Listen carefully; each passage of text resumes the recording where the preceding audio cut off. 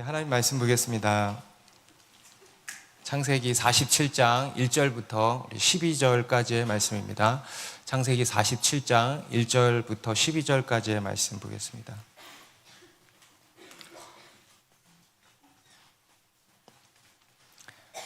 저 한 절씩 읽겠습니다. 요셉이 바로에게 가서 고하여 이르되 내 아버지와 내 형들과 그들의 양과 소와 모든 소유가 가나안의 땅에서 와서 고센 땅에 있나이다 하고, 바로가 요셉의 형들에게 묻되 너희 생업이 무엇이냐? 그들이 바로에게 대답하되 종들은 목자이온데 우리와 선조가 다 그러하니이다 하고,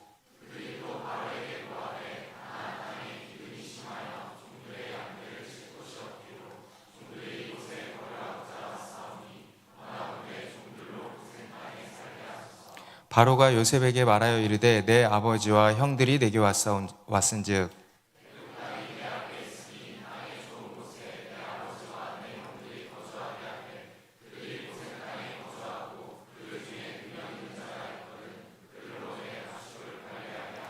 요셉이 자기 아버지 야곱을 인도하여 바로 앞에 서게 하니 야곱이 바로에게 축복하매, 야곱이 바로에게 아뢰되 내 나그네의 길의 세월이 130년이니이다. 내 나이가 얼마 못되니 우리 조상의 나그네 길의 연조에 미치지 못하나 험악한 세월을 보내었나이다 하고, 요셉이 바로의 명령대로 그의 아버지와 그의 형들에게 거주할 곳을 주되 야곱의 좋은 땅 람셋을 그들에게 주어 소유로 삼게 하고, 또 그의 아버지와 그의 형들과 그의 아버지의 온 집에 그 식구를 따라 먹을 것을 주어 봉양하였더라. 아멘. 네, 우리가 인생을 살다 보면 누군가를 새로 만나게 되고 또 그럴 때면 그 사람에게 나를 소개해야 할 때가 있습니다. 우리가 새로운 직장에 들어갔을 때에도 그렇고요. 또 내가 속한 공동체에 누군가 새로운 사람이 들어왔을 때에도 그렇고요. 또 우리가 누군가의 소개로 이렇게 누군가를 만났을 때 소개팅 자리에서 또 우리 장년분들께는 선 본다 그러잖아요. 선 자리에 요새도 선 본다 이런 말 하나요? 그런 자리에서 자기를 이렇게 소개해야 할 때가 있습니다. 심지어 우리 교회 안에서도 수많은 사람들을 새롭게 만나지 않습니까? 우리가 매주 이렇게 새가족분들이 오시고 또 그분들을 만나고 할 때면 서로가 서로에게 자신을 소개해야 하는 일들이 있습니다. 저도 종종 누군가를 새로 이렇게 만났을 때 그에게 저를 이제 소개해야 할 때가 있죠. 저 같은 경우는 소개가 굉장히 간단합니다. 저는 목사입니다 라고 하면은요, 웬만한 소개는 끝나는 것 같아요. 목사라고 하는 이 직업이 주는 이미지, 어떤 존재감, 어떤 분위기 등등의 이런 선입견이 워낙 강렬하다 보니까 그냥 그 한마디로 이렇게 소개가 충분하게 느껴질 때가 있습니다. 그리고 그렇게 저에 대해서 이렇게 소개를 하면은요, 크게 두 부류로 이렇게 나뉘게 돼요, 반응들이. 그래서 저는 목사입니다 하면 반가워하는 사람이 있고, 반가워하는 사람들은 거의 없는 것 같아요. 그냥 반가워한다기보다 어쩔 줄을 몰라 하는 거예요. 목사님이세요? 막 이러는 거예요. 그러실 필요가 없는데, 그리고 또 한편으로는 이제 굉장히 당혹스러워하면서 더 이상 말을 걸지 않는. 제가 예전에도 어떤 미용실을 처음 갔는데 디자이너분이 그 머리를 이렇게 자르시는데 되게 말이 많으신 분이었어요. 그래서 말을 엄청 많이 대화를 이렇게 했어요. 그래서 이제 한 번 가고 한 두 번 가고 세 번째 갈 때였나? 근데 그때 이제 제가 이렇게 목사라고 그랬거든요. 그랬더니 정말 정적이 흘렀어요. 그리고 그 다음부터는 아무 얘기를 안 하시고 머리만 자르시더라고요. 그래서 제가 거기를 안 갔어요, 그 다음부터. 정말 너무 심하게 정적이 흘러가지고 너무 어색해져 버린 거예요. 그래가지고 못 가겠더라고요. 그래가지고 그때 그렇게 몇 번 가고 못 가는 적이 있습니다. 여러분은 누군가에게 나를 이렇게 소개할 때 어떻게 나를 소개하십니까? 또 뭐라고 소개를 하시겠습니까? 우리 오늘 본문에도 보니까요, 이 야곱과 그의 아들들도 바로왕 앞에 서서 자신들에 대해서 이렇게 소개를 해야 했습니다. 그리고 소개를 하고 있죠. 오늘 본문을 두고 저는 야곱의 자기소개서라고 하는 제목을 붙일 수 있겠다라는 생각이 들었습니다. 야곱과 그의 가족들은 드디어 애굽 땅에 발을 딛게 되었습니다. 애굽의 고센 땅이라는 곳에 들어서게 됐죠. 그리고 그곳에서 총리가 된 요셉을 이제 만나게 되었습니다. 그들은 지금 그들이 서 있는 고센 땅에 머무르기를 원했습니다. 왜냐하면 이 고센 땅은 그들이 하는 목축을 하기에 가장 적합한 아주 비옥한 목초지였다 그랬죠. 그리고 또 애굽 사회와 동떨어진 곳이었어서 이제 그들의 민족성과 어떤 종교적 순수성을 지키기에 합당한 곳이라고 판단이 되었던 겁니다. 게다가 그들이 나중에 이제 애굽에서 나와야 할 때가 있잖아요. 그때도 그러기에 이제 도망가기에 용이한 땅이라고 판단이 되었던 거죠. 그래서 요셉도 그렇고 이 야곱도 또 그의 아들들도 이 고센 땅에 머무르는 것이 좋겠다라고 생각을 했던 겁니다. 그래서 이 요셉이 그러기 위해서 그 형들에게 이런 코치를 해준 겁니다. 형들이 좀 이따가 바로 왕을 만나게 될 건데 그 앞에서 형들의 생업을 밝히시라. 목축업을 한다라고 꼭 밝히시라. 왜냐하면 애굽 사람들은 이 목축업을 아주 경멸했기 때문에, 가증히 여겼기 때문에 바로 왕이 바로 허락을 해줄 거다라고 이렇게 코치를 한 것입니다. 그리고 실제로 이들이 이제 바로왕 앞에 서게 된 건데요. 우리 1절, 2절의 말씀 다시 보겠습니다. 같이 읽어볼까요? 시작. 요셉이 바로에게 가서 고하여 이르되 내 아버지와 내 형들과 그들의 양과 소와 모든 소유가 가나안 땅에서 와서 고센 땅에 있나이다 하고 5명을 택하여 바로에게 보이니, 요셉이 바로에게 가서 보고를 한 것입니다. 저희 아버지와 형들과 모든 소유가 이제 고센 땅에 와 있습니다. 그리고는 형들 중에 이제 다 데리고 오지 않고 딱 5명을 택해서 이렇게 바로 앞에 서게 된 겁니다. 그러니까 3절에 바로가 이렇게 묻죠. 바로가 요셉의 형들에게 묻되 너희 생업이 무엇이냐? 그들이 바로에게 대답하되 종들은 목자이온데 우리와 선조가 다 그러하니이다 하고, 바로가 요셉의 형들에게 첫 번째로 물은 질문이 뭐라 그럽니까?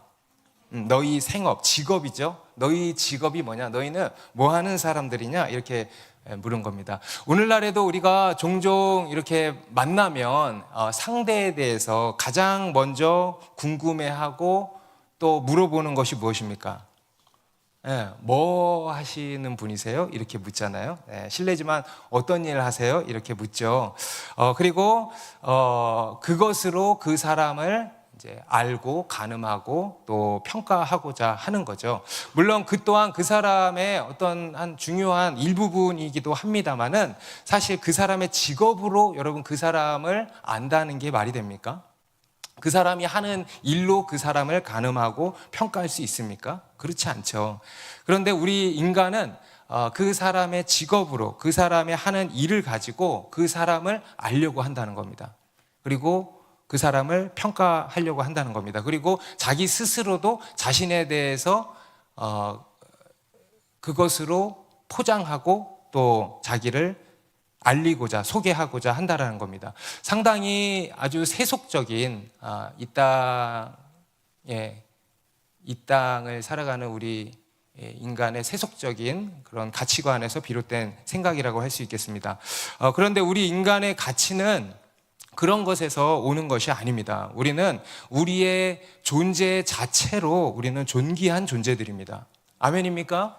우리가 어떤 옷을 입고 있건 어떤 직업을 어떤 일을 하건 그게 우리의 어떠함을 우리의 어떤 가치를 결정하는 게 아니라는 겁니다. 우리는요 우리의 존재 자체로 존귀한 자들입니다. 왜냐? 하나님의 형상을 닮은 하나님의 피조물이기 때문에. 아멘입니까? 여러분 우리는요 하나님이 지으신 자들이에요.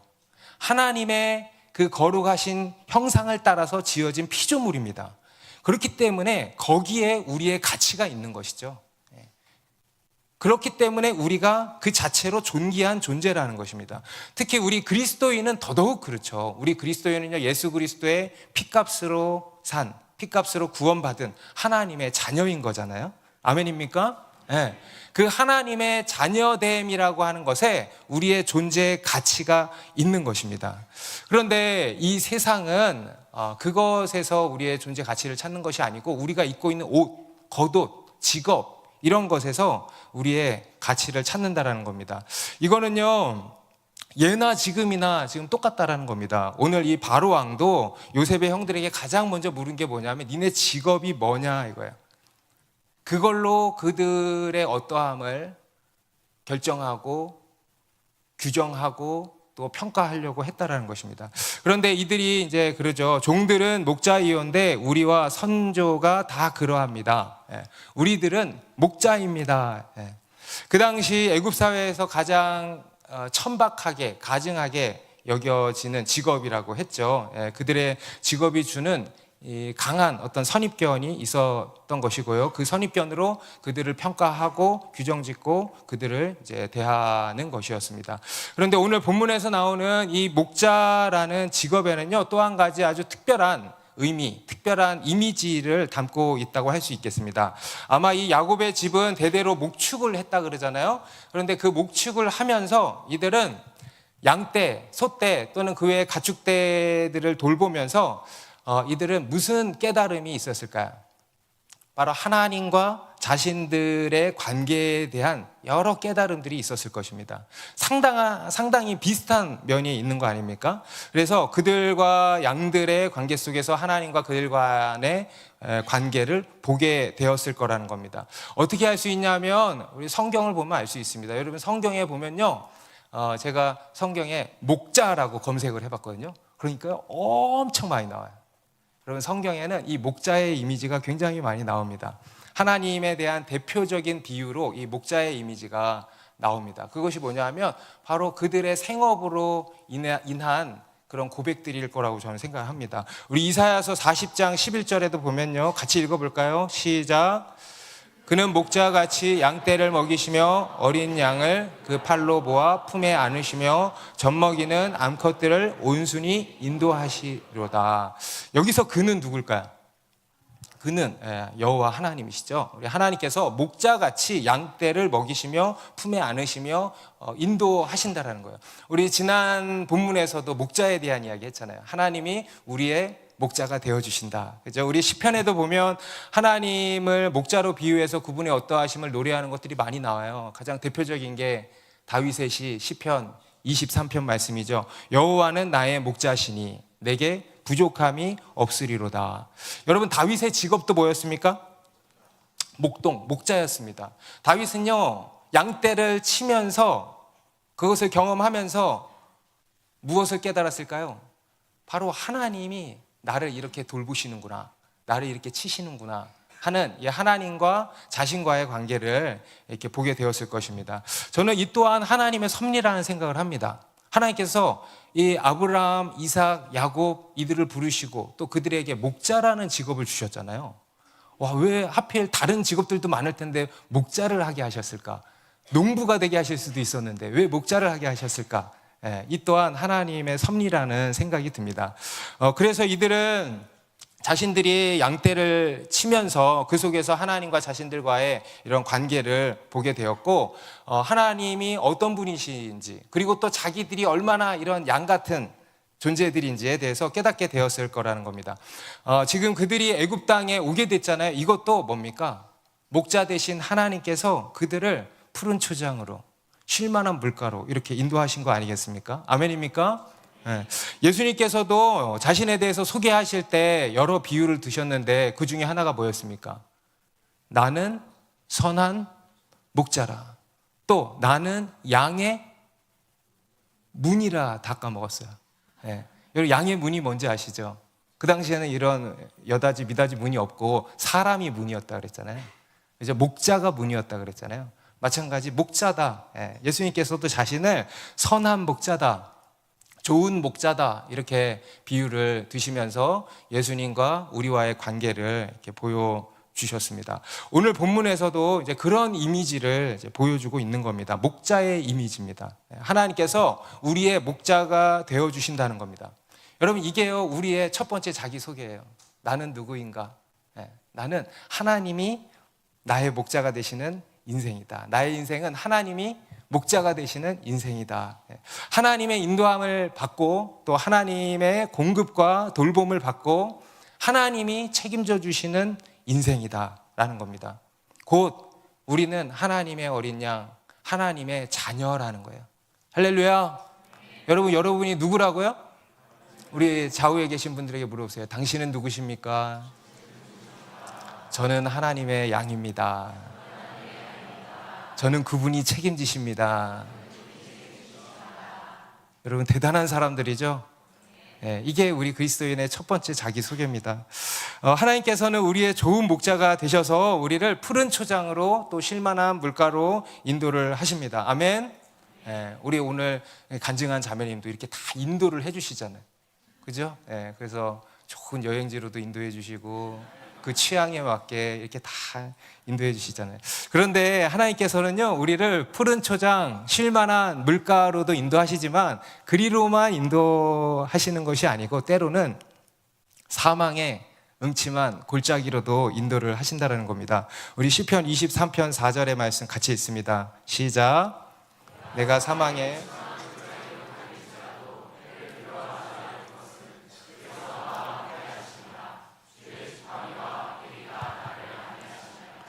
내가 사망의 음침한 골짜기로 다닐지라도, 이것은 무슨 의미입니까? 하나님께서는 우리를 사망의 음침한 골짜기로도 인도하신다, 안 하신다? 하신다라는 거예요. 그런데 그 가운데에서도 그냥 몰아넣으시는 것이 아니라 그 가운데에서도 함께 하시고 그 가운데에서도 주의 지팡이와 막대기로 우리를 안위하신다, 지키신다, 보호하신다라는 것입니다. 아멘입니까? 오늘 본문에서 야곱의 인생도 그랬다라는 것을 야곱이 고백을 하고 있습니다. 우리 앞에서 야곱의 아들들이 이제 바로왕 앞에 섰잖아요. 그런데 이제는 그들이 빠지고 야곱이 바로왕 앞에 이제 서게 된 겁니다.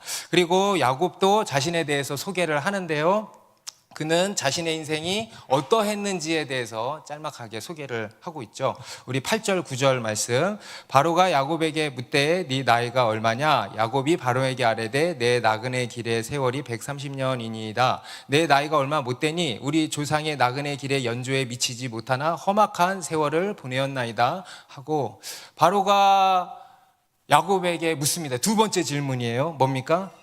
네 나이가 얼마냐, 몇 살이냐 물은 거야. 여러분, 이것이요 또 하나의 우리 인간의 아주 세속적인 관점입니다. 앞에서 이 야곱의 아들들에게는 너희 생업이 뭐냐, 직업, 하는 일이 뭐냐, 그걸로 그들을 알고 평가하고자 한 거고요. 이번에는 야곱에게 네 나이가 얼마냐, 너 얼마나 오래 살았냐, 이걸로 그의 인생을 이제 평가하고자 했다라는 겁니다. 실제로 이 이집트 신화들을 이렇게 보면은요, 그들이 누구보다, 어떤 민족보다 이 죽음에 대한 관심이 많았다 그럽니다. 장수하는 것에 대한 관심이 유별났다고 합니다. 그래서 사람이 오래 사는 것이 그 인생의 아주 중요한 가치로 여겨졌다라는 겁니다. 그리고 그 당시 애굽 사람들은 이제 인간이 이상적으로 살 수 있는 나이를 110세 정도로 생각을 했대요. 110세 정도 살면 잘 살았다 이렇게 쳐주나 봐요. 그런데 지금 이 야곱의 나이가 몇 살이라 그래요? 130살이에요. 130살. 그러니까 이 바로가 볼 때 굉장히 경이로운 존재로 이제 보여졌던 거죠. 이것은 오늘날도 마찬가지죠. 이 또한 예나 지금이나 우리 인간은요, 무엇에 또 관심이 있냐면 오래 사는 것에 관심이 많아요. 예나 지금이나 장수의 비결, 어떻게 하면 오래 살 수 있을까, 어떻게 하면 노화를 막을 수 있을까. 제가 얼마 전에 인터넷 뉴스에 우연히 보게 되었는데요, 외국의 어떤 갑부는 자기 나이를 엄청 돌이키려고 돈을 어마어마하게 쓴대요. 어마어마하게. 여러분, 그게 우리 인간의 이제 본능입니다. 타락 이후부터 지금까지 지속되어 오고 있는 우리 인간의 본능, 그리고 주된 관심사가 이겁니다. 오늘 이 바로왕이 던진 이 두 가지 질문은 이 땅의 세속적인 가치관을 대변하고 있는 질문들이라고 할 수 있습니다. 너희의 직업이 뭐냐? 너희가 하는 일이 뭐냐? 또 너희가 얼마나 오래 살았냐? 이거죠. 그런데 여러분, 우리 인생에 있어서 정작 중요한 것은 무엇인가? 우리가 정작 주목해야 할 것은 무엇인가? 성경은 이렇게 말씀을 합니다. 우리는 얼마나 오래 사느냐보다 중요한 것이 주어진 삶을 어떻게 사느냐가 중요하다라는 거예요. 여러분, 예수님은 몇 년 사셨어요? 33년 사셨어요. 다 우리보다 적게 사셨어요. 그런데요, 아주 완벽하게 인생을 사셨죠. 너희가 무슨 일을 하느냐가 중요한 것이 아니고 너희가 어떤 사람들이냐가 중요한 겁니다. 아멘? 내가 무슨 일을 하느냐, 내 직업이 뭐냐가 중요한 게 아니고 내가 어떤 사람이냐가 더 중요한 거 아닙니까?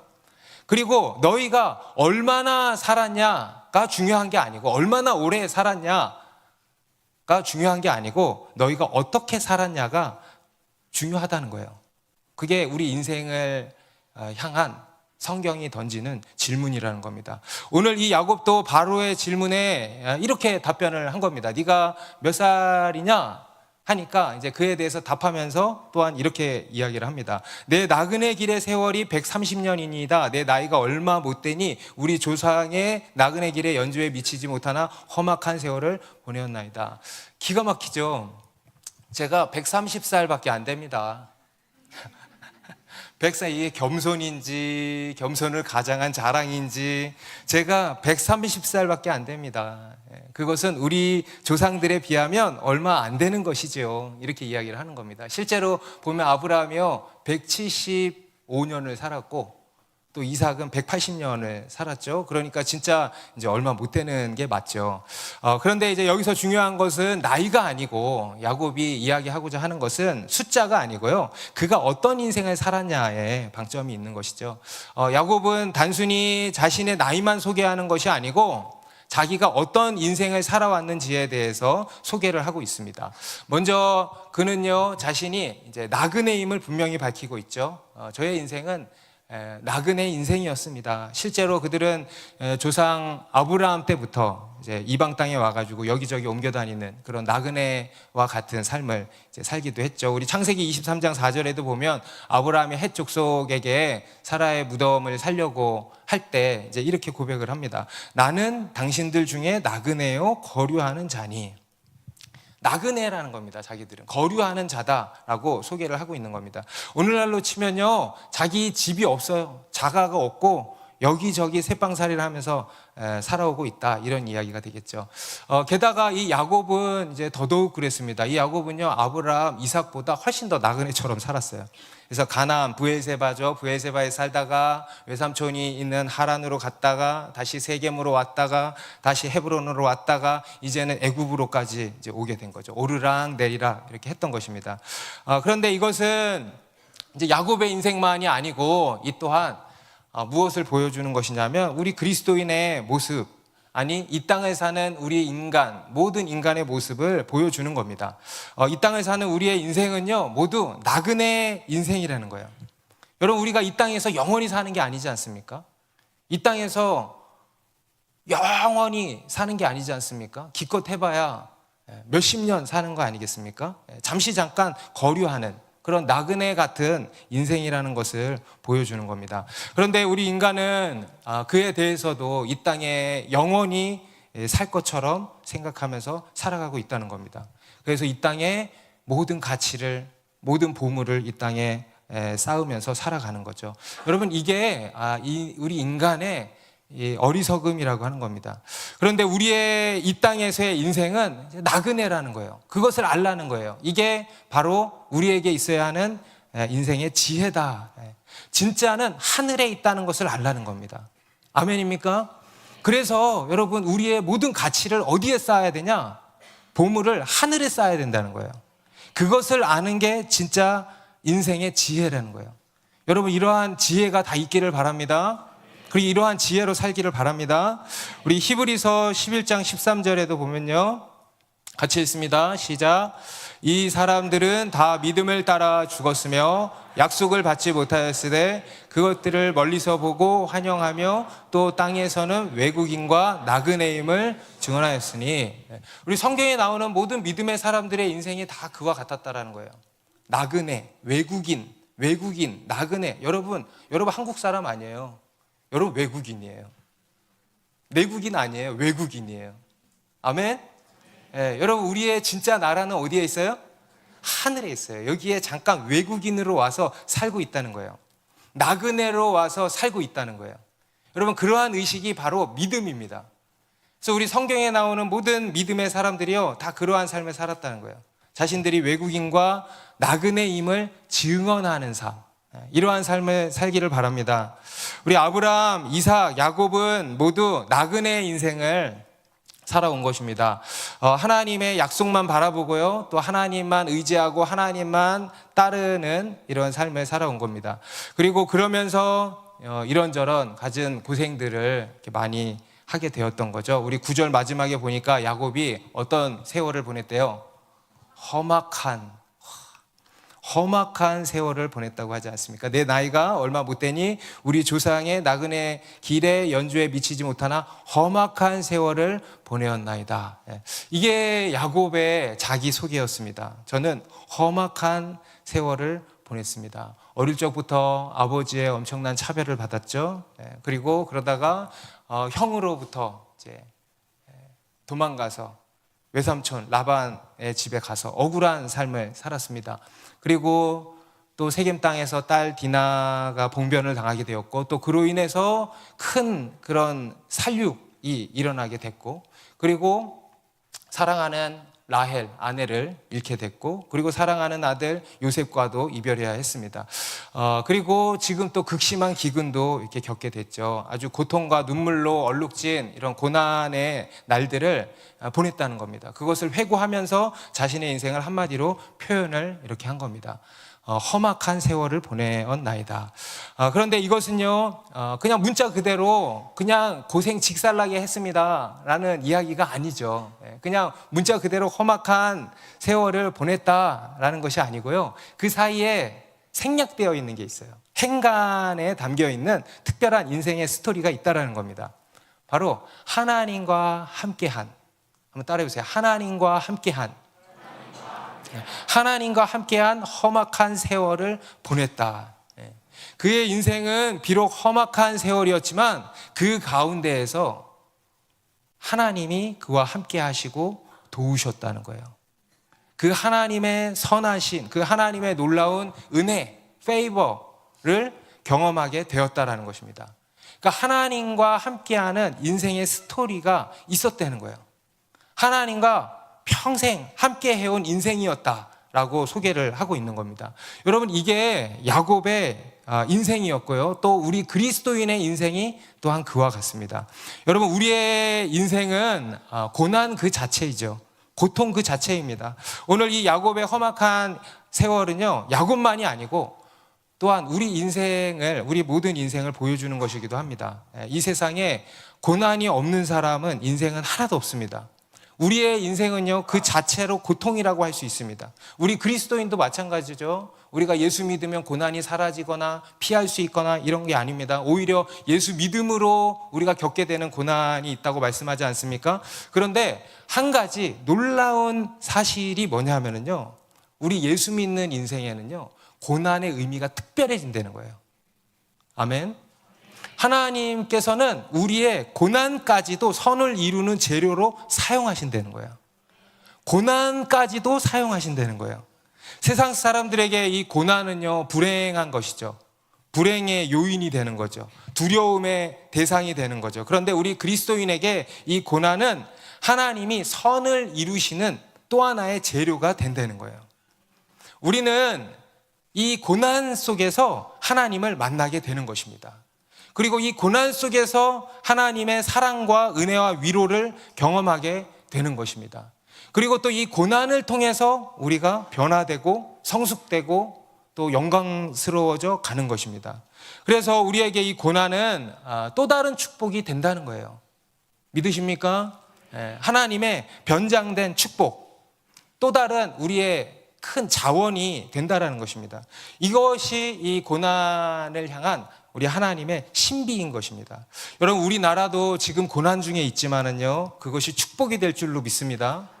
여러분 인생에 지금 찾아온 어떤 고난이 있으십니까? 여러분, 그것이 축복이 될 줄로 믿으시기 바랍니다.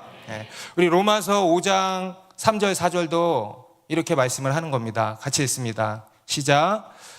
다만 이뿐 아니라 즐거워하나니 이는 환난은 인내를, 인내는 연단을, 연단은 소망을 이루는 줄 알미로다. 예. 여러분, 우리 그리스도인은요, 언제도 즐거워한대요?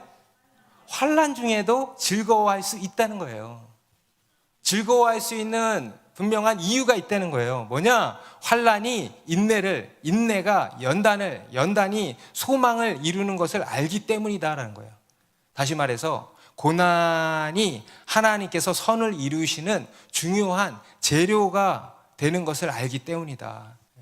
야곱도 그가 지나온 험악한 세월이었지만 그것이 하나님의 섭리 안에서 그를 양육하시는 하나님의 연단의 기회가 되었던 것이고요.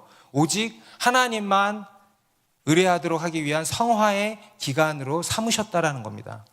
실제로 우리가 신앙생활을 하면서 또 우리 교회 안에서 여러 인생들을 이렇게 보다 보면 그리고 그 인생이 고난을 이렇게 통과하는 것을 보게 될 때가 있죠. 그러면요, 이 고난이 참 유익하다, 너무너무 복이다, 축복이다라는 것을 우리가 깨닫게 되죠. 우리가 고난을 통과하면요, 확실히 깊어집니다.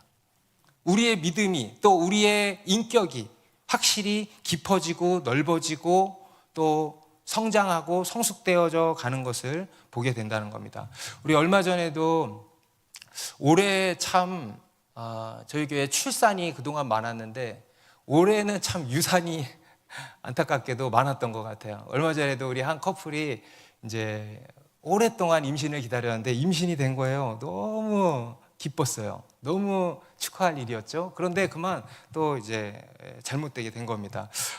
너무 안타까운 일이죠. 너무 오랫동안 기다려온 일이었는데 결국 이제 잃어버리게 된 겁니다. 그런데요, 제가 그 과정을 이렇게 그 이야기를 들으면서요, 그런 생각이 들었어요. 비록 자녀는 얻지 못했지만 다른 것을 얻게 될 것이다.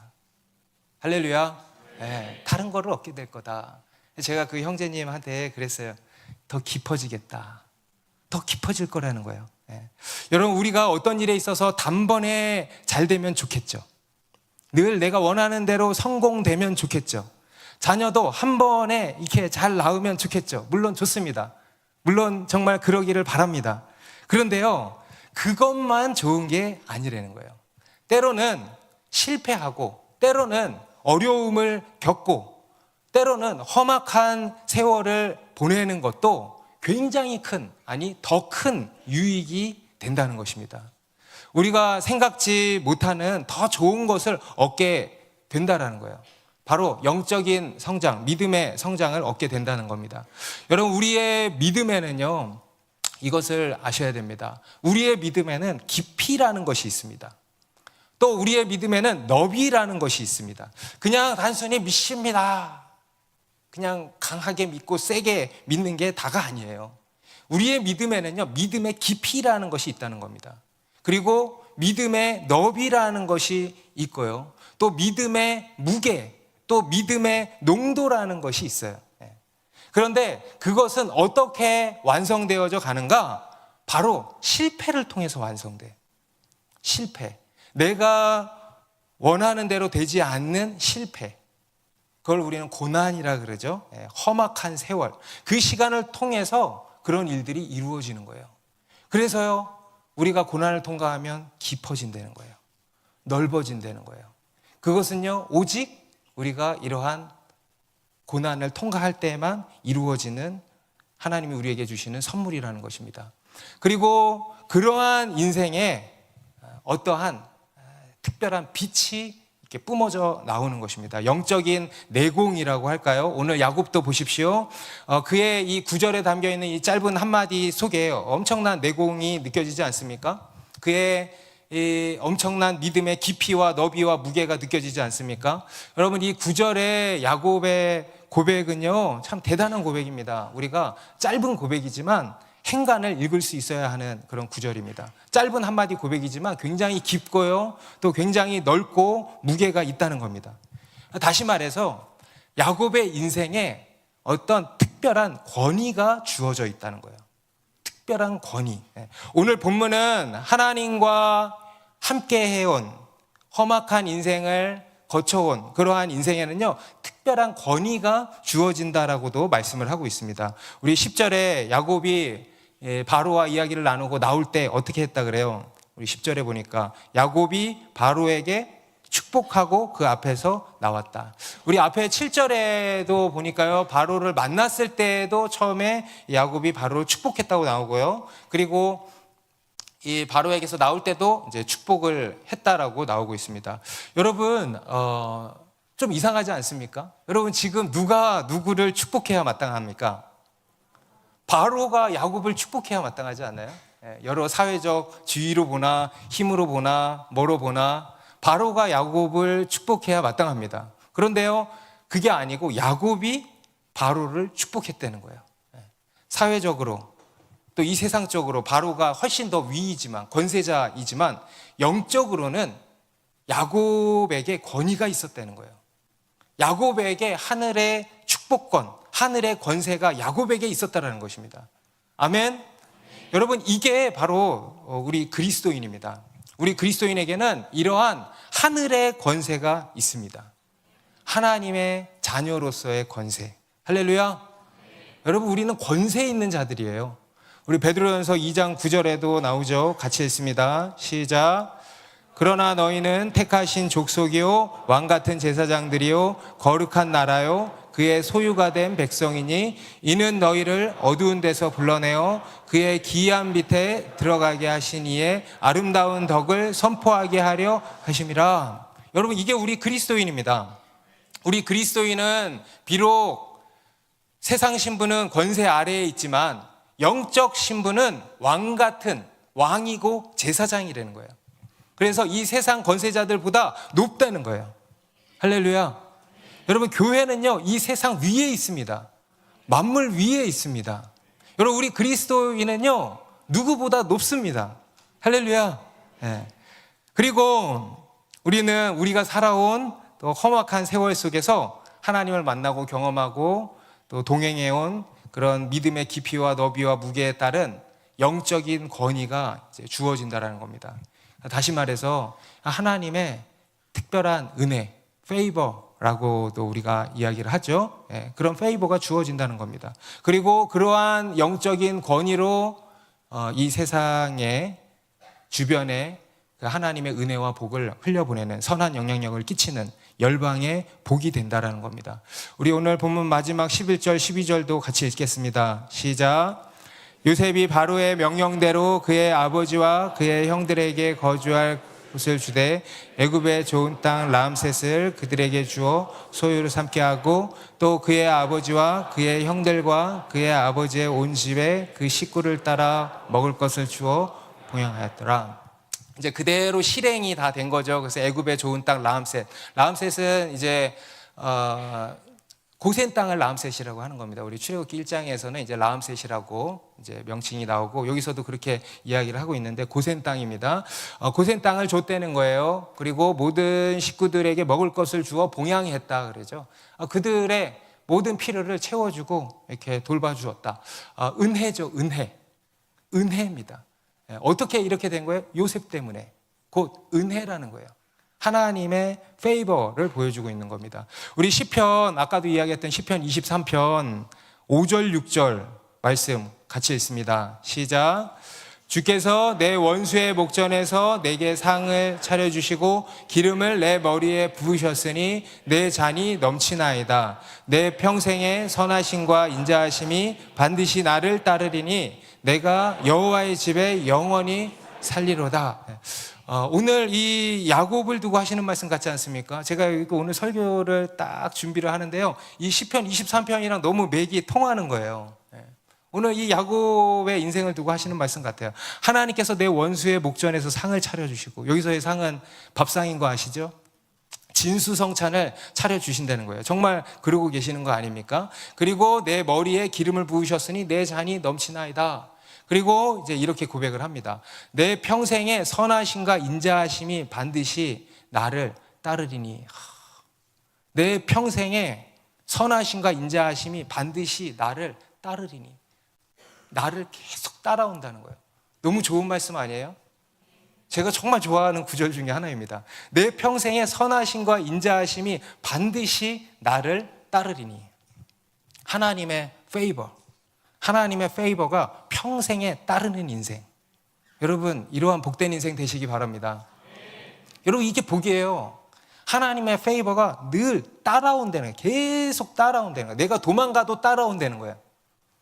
하나님의 선하심과 인자하심이 반드시 나를 따르는 인생. 여러분, 이게 우리 그리스도인의 인생입니다. 이게 우리의 자기소개입니다. 우리는 어떤 사람들이냐? 하나님의 페이버가 평생에 따르는 인생. 할렐루야. 그래서 내가 여호와의 집에 영원히 살리로다 고백하는 것이죠. 우리 교회에 한 자매님이 있어요. 몇 달 전에도 간증을 했는데요. 이 자매님은 참 어렸을 때부터 참 어려운 환경 속에서 이렇게 힘들게 살아온 자매님입니다. 이 자매님이 간증할 때 처음에 이렇게 자신을 소개를 했어요. 어렸을 때부터 세상에 신이 있다면 왜 나에게는 건강도 행복한 가정도 경제적인 안정도 주지 않으셨을까라는 의문이 있었습니다. 태어날 때부터 아토피로 인해서 고생을 많이 했고요. 그것 때문에 친구들 사이에서 왕따도 많이 당하고 그래서 외롭게 살아야 됐고요. 또 독한 약, 스테로이드제를 많이 써가지고 여러 부작용들도 겪고요. 그러다가 결국 고3 때는 이제 한쪽 눈을 이제 시력을 잃어버리게 되기도 했습니다. 수술을 했는데도 회복되질 않고 아직까지 이제 주변 시야만 남아있는 정도였습니다. 가정도 너무 어려웠죠. 그래서 아빠의 외도 문제, 또 폭력 문제로 인해서 가정이 산산조각이 나 있고요. 그리고 또 어머니가 자기를 버리고 또 오빠만 데리고 이렇게 도망가려고 했던 적도 있고, 경제적으로도 늘 어려웠습니다. 아버지 빚 때문에 빚쟁이들이 늘 자기 학교 앞에도 찾아오고 집으로 전화해서 협박을 하는 일들이 일수였습니다. 정말 가진 것이 하나도 없는, 건강도 좋은 가정도 돈도 아무것도 없는 그런 상황입니다. 그런데 그런 그에게 한 줄기 빛이 비춰진 겁니다. 고등학교 때 이제 미션 스쿨을 들어가게 되고 거기서 처음 교회를 나가서 예수님을 믿게 된 거죠. 그러면서 그 인생에 한 줄기 빛이 드리우게 된 것입니다. 처음에는요, 힘든 상황에 대한 원망으로 하나님 앞에 나아가서 따지려고 하나님 앞에 나아갔대요. 그런데요, 그러면 그럴수록 하나님을 알아가게 되고 나를 향한 하나님의 사랑을 알아가게 된 거예요. 하나님이 나의 아버지가 되어주시는구나. 나에게 좋은 아버지를 주시지는 않았지만 하나님이 나의 아버지가 되어주시는구나 라는 것을 몸소 깨닫게 되고 그의 모든 결핍이 채워지는 것을 이렇게 느끼게 된 겁니다. 그 자매님의 간증의 마지막 고백이 뭐냐면 이거예요. 요즘에는 기쁘고 살만 난다고 느끼는 순간들이 더 많아졌습니다. 그래서 다른 사람들도 살만 나게 해주고 싶습니다. 하나님 아빠 아버지, 저를 자녀 삼아 주셔서 감사합니다. 하나님 때문에 지금 행복합니다. 어찌 보면 누구보다 불행한 인생이라고 할 수 있겠죠. 가진 게 하나도 없으니까. 그런데요, 그에게 다른 사람이 없는 한 가지가 있어요. 제가 그 자매님을 보면은요, 정말 그게 탁 보여요. 뭐가 보이냐? 하나님의 페이버가 있는 거예요. 하나님의 페이버가 딱 있는 거예요.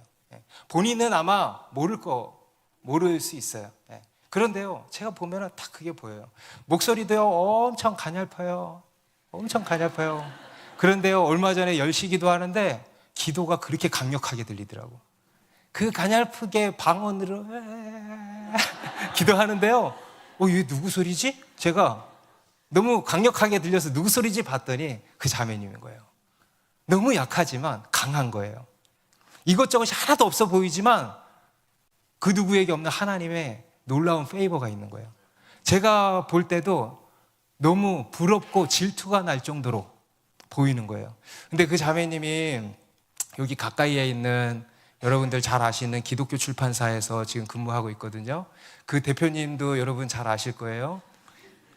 페이버라는 단어를 제일 좋아하시고 늘 페이버를 찾아다니시는 분 아닙니까? 네. 그런데요, 그 출판사에서 연말 송년 파티를 했는데 이제 전 직원에게 주는 경품 추첨을 했어요. 경품 추첨을 했는데 1등이 일본 여행이야. 그런데 그거를 우리 그 자매님이 탔다는 거 아니에요. 야,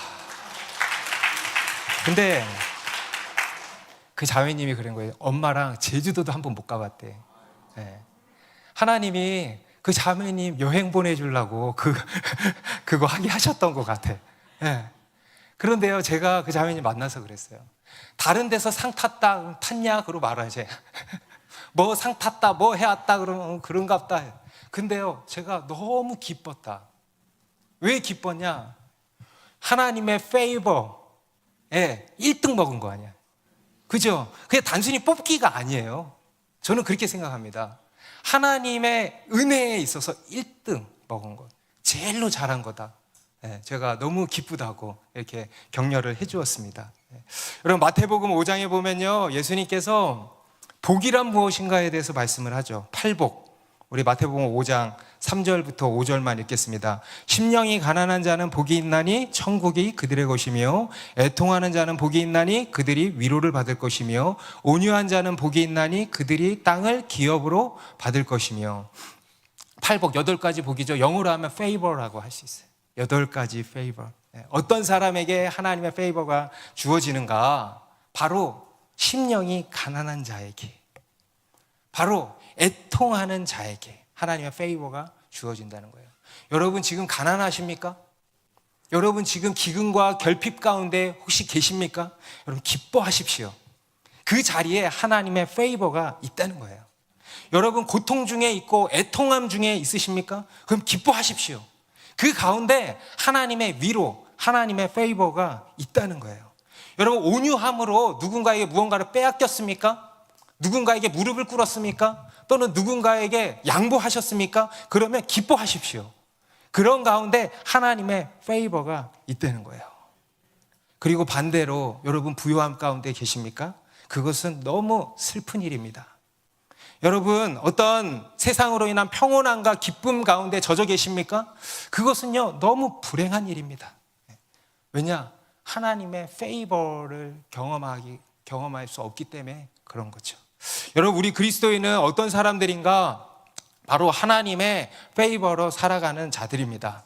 내 평생에, 다시 한번 고백해 보세요. 내 평생에 선하심과 인자하심이 반드시 나를 따르리니. 할렐루야. 네. 주님의 페이버로 살아가는 인생, 그것이 바로 우리의 인생입니다. 저는요, 우리 더 사랑하는 교회가 그거에 1등 먹길 바랍니다. 우리 교회에 뭐가 있나? 사람들이요, 저 교회에는 뭐가 있나 되게 궁금해요. 뭐가 없는 것 같아. 근데 뭐가 있는 것 같아. 저 사람의 인생을 보면요, 아무리 봐도 뭐가 있는 게 하나도 없어요. 그런데요, 뭐가 있는 것 같아. 도대체 뭐가 있는 것인가? 뭐가 있긴 뭐가 있어? 하나님의 은혜지. 여러분, 우리 한 사람 한 사람 인생이 그런 인생이 되길 바라고요. 우리 더 사랑하는 교회 안에 그런 인생들이 많아지길 바랍니다. 그래서요, 그렇게 1등 먹는 우리 더 사랑하는 교회 되길 바랍니다. 기도하겠습니다.